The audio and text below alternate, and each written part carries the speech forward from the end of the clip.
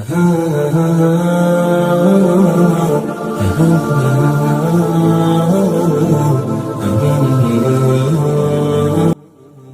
Early ঘুম থেকে উঠি, তবে আজকে একটু দেরি হয়ে গেছে। আজকে আমার তাড়াতাড়ি ওঠার দরকার ছিল, যেহেতু আজকে এসএসসি এক্সামের রেজাল্ট দিবে। ঘুম থেকে উঠেই আগে আমার ফেসটাকে ক্লিন করে নিই। ফেস ওয়াশের ভিতরে পছন্দের ফেস ওয়াশ হচ্ছে আমার গার্নিয়ার। আমি ফ্রেশ হয়ে এসে দেখি আমার ভাই এদিকে মনোযোগ দিয়ে পড়াশোনা করছে। একটু পর ও ক্লাস করার জন্য চলে যাবে। স্কিনোর এই সানস্ক্রিনটা আমি অনেক দিন ধরে ইউজ করে আসছি, এদিকে শেষ হয়ে গিয়েছে, আবার একটা নিয়ে আসলাম।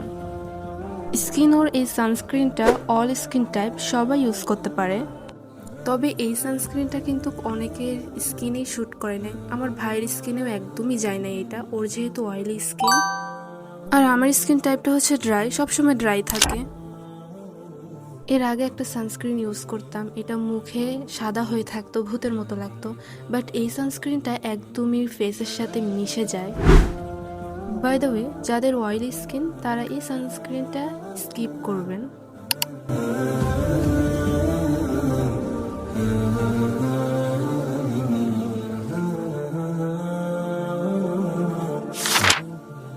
এক্সাম দেওয়ার পর কিছু নোট করে রাখি, সেগুলো আমি প্রত্যেক দিন সকালে রিভাইজ দেওয়ার চেষ্টা করি। আচ্ছা, একটু পর আমার রেজাল্ট দিবে, বাট আমার মনের ভিতর কেন যেন কোনো ভয় করছে না, নার্ভাস ফিল হচ্ছে না, প্যানিক করতেছে না। আমি জানি না কেন এরকম হচ্ছে। আমি যেহেতু স্কুল থেকে মাদ্রাসায় গিয়েছি, তো দেখা যায় আমি আরবি সাবজেক্টগুলোতে অনেক দুর্বল, অনেক কিছু বুঝি না, তো আমার সব কিছুই মুখস্থ করতে হতো। তবে আমার নিজের প্রতি এই কনফিডেন্স ছিল যে আমি ফেল করব না, ভালো কিছুই হবে ইনশাল্লাহ।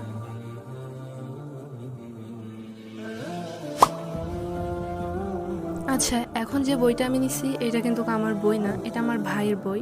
তো দেখা যায় অনেক সময় আমাকে অনেক প্রশ্ন করে, তো সেগুলোর অ্যান্সার কিন্তু আমার কাছে থাকে না। তোর বিজ্ঞান বইটা নিয়ে ইম্পর্টেন্ট যেগুলো ছিল এগুলোকে দাগায় রাখতেছি আর নিজেও পড়তেছি। যখন ও আমাকে কোনো কোয়েশ্চেন করবে আমি ওকে আনসার দিয়ে দিব। বই দাগাইতে দাগাইতে শুনি আমার রেজাল্ট নাকি দিয়ে দিছে। এই তো 3.75 পাইছি। মানে আরবির দিকে বেশি ফোকাস দিতে গিয়ে আমার ম্যাথ আর ইংলিশটা খারাপ হয়েছে, বি পেয়েছি।